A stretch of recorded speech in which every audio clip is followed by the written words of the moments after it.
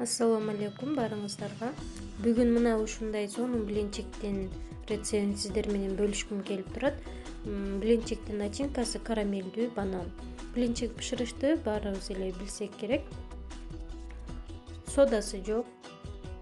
Аябай даамдуу блинчик. Эч кандай сода кошпойсуздар. Камырын жасап алып, суюк кылып камырын жасап, кызытылган сковородкага бышырып алабыз блинчиктерди.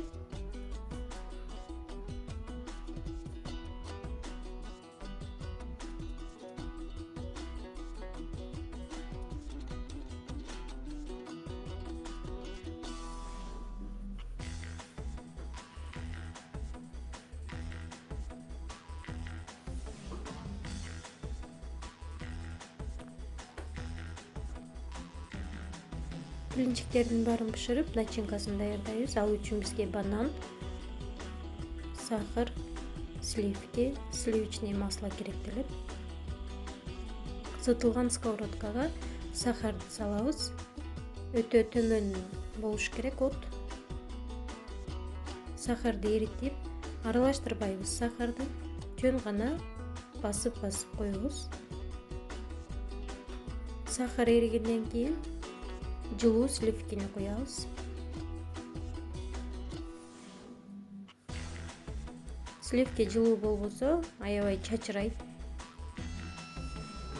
Карамелдин градусу өтө жогору болот. Ошон үчүн дайыма жылуу сливки куюш керек.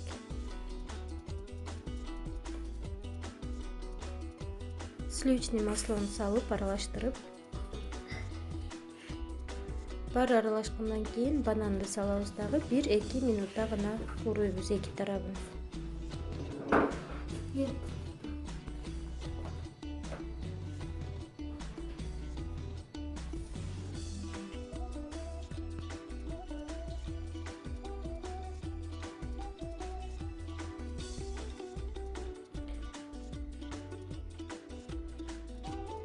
Блинчикке начинкабызды салып, ороп коебуз. Бул албетте блинчиктин начинкасынын бир түрү. Эгер сиз таттууну жакшы көрсөңүз, ушул түрүн жасап көрсөңүз болот.